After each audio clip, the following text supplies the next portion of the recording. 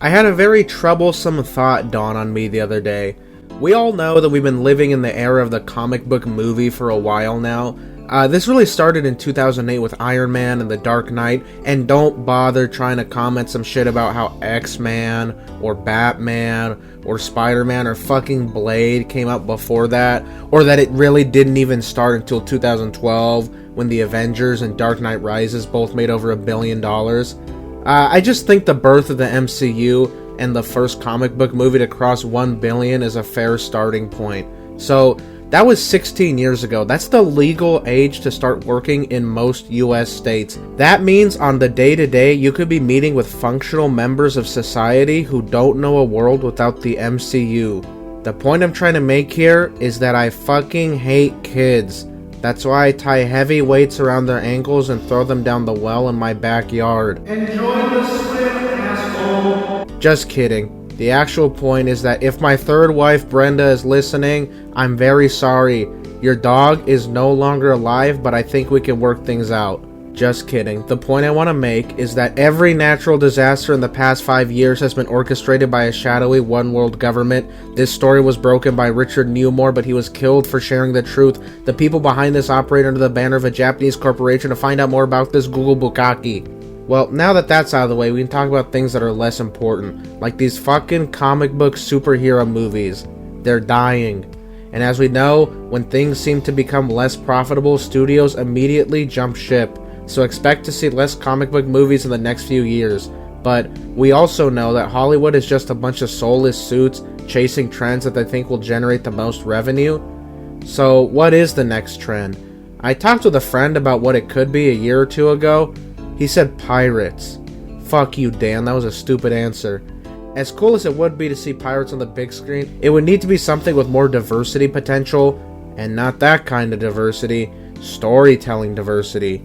The MCU is just superhero movies, but within it you get stuff like Guardians of the Galaxy, that's a fun sci-fi movie, spy thrillers with Winter Soldier, heist movies with Ant-Man, and movies that suck balls like with the Marvels. What is happening?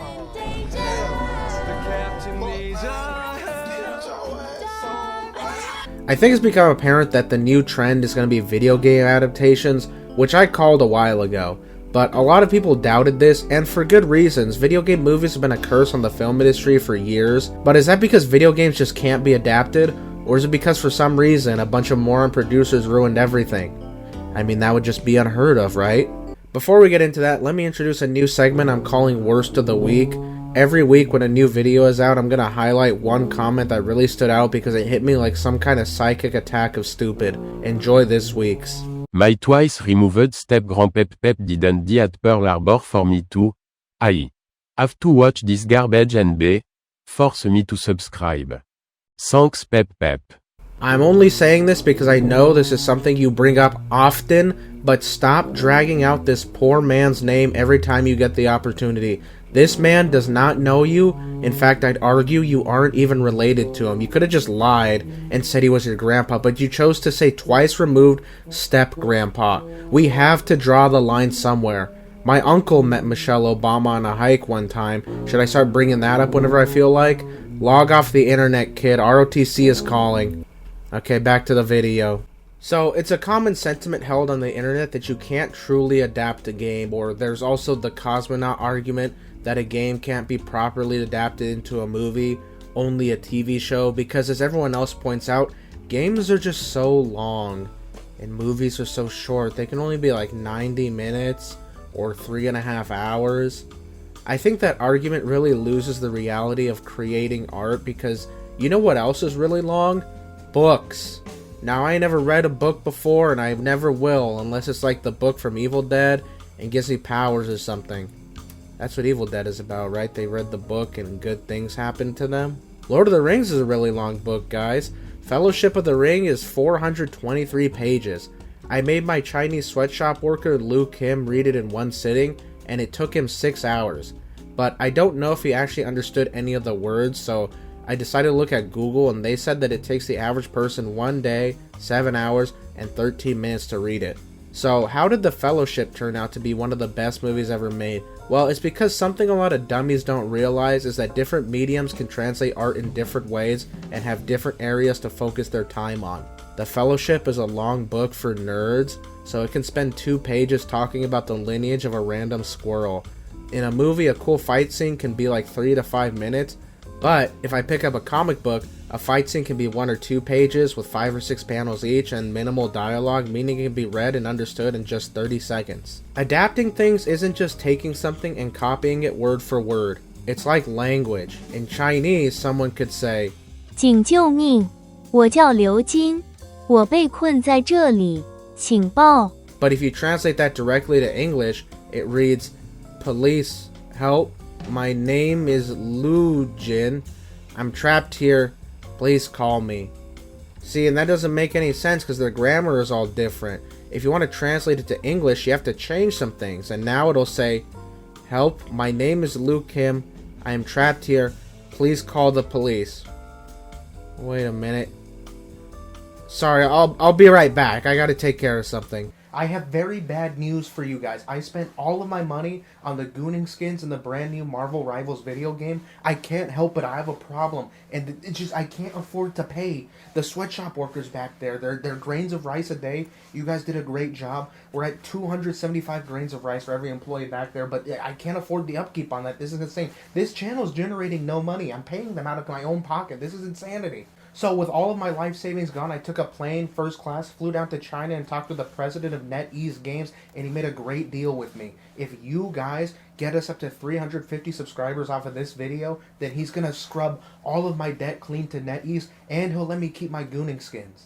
I'm very sorry I haven't asked you guys about this again, but you did a great job in the last video, so we're trying it again, and I promise all the money I make back from the refunds on those skins is going to go straight to Liu King, or I can't remember the name. I can't remember his name. I made it up. I'm being honest. He might have a name. I don't know what it is. I don't speak the language from him. He just understands edit video. That's what he does. I tell him edit video and I give him a bowl of rice with 275 grains we're at right now. Okay, so this is getting out of hand. Just do. There's a subscribe button. It's right down there. It's free. It's easy to press. If you do that, we can continue feeding all 800 of our sweatshop workers, and these videos can get edited in a very timely manner. Okay, goodbye.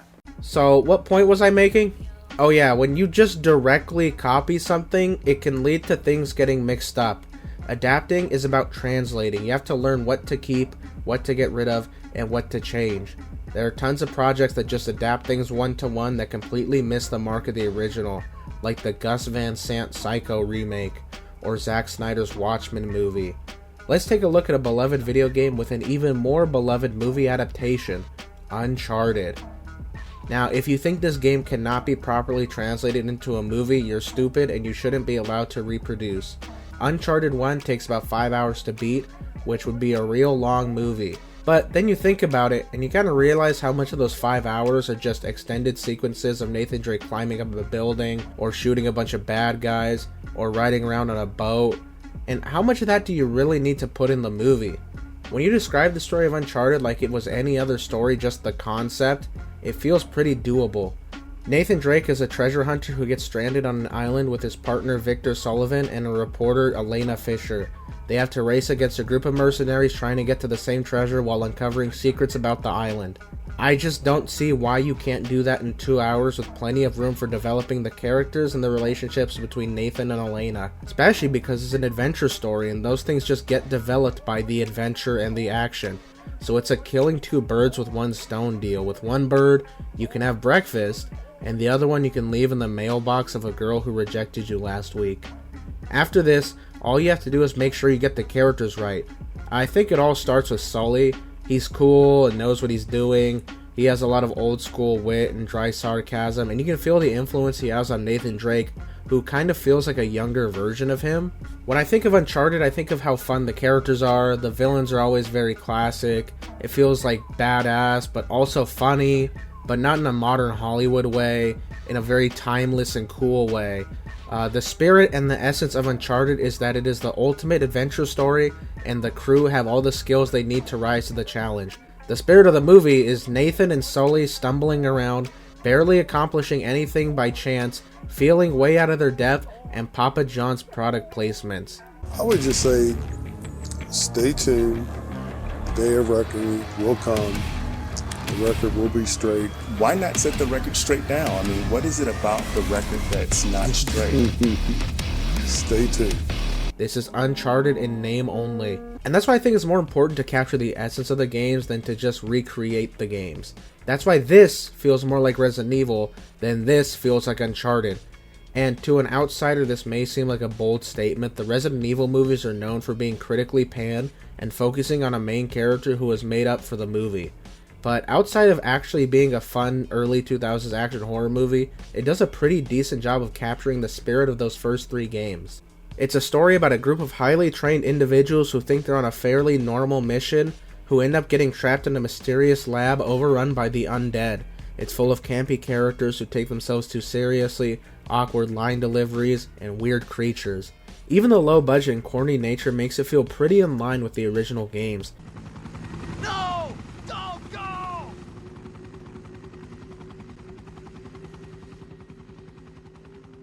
And at its core, it's a story about an evil megacorp that trades people's lives for money.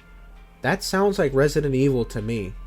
Look at the Mario movie. There really ain't much of a story to Mario. He kind of just bounces around castles looking for Peach and jumping on mushroom people. How can you even make that into a movie? Well, they took the essence of the games and told a fun story with it. Captured the light tone and the fun characters and all the magic you used to feel playing these games as a kid. But I understand. People are skeptical. Video game movies have been absolute garbage for 30 years after all. That definitely has nothing to do with the fact that almost all of them were directed by Uwe Boll, a guy who was basically an angry, bald Tommy Wiseau with CTE from years of boxing. And/or were made with a budget that is somehow even lower than the yearly salary of my sweatshop workers, roughly $50. What, you're telling me that 15 cents and a director who responds to feedback by threatening to beat up his critics isn't a winning formula for a good adaptation of Alone in the Dark? When you take a step back and really examine these movies, it's not hard to tell how or why they went wrong. But if there are any filmmakers out there ready to make the next big screen video game movie, if you've somehow stumbled across this video, please take this to heart. Fuck you. Just remember that it's okay to leave certain things out as long as you capture what the games actually feel like. Don't feel the need to recreate everything that happens in the game. Just take the plot like you don't even know what a video game is and make the best movie you can. If you do that, people will show up. Alright, time for me to go. Marvel Rivals just got a new Scarlet Witch skin leaked, so I can't waste any more time with you people. Goodbye. Don't forget to subscribe.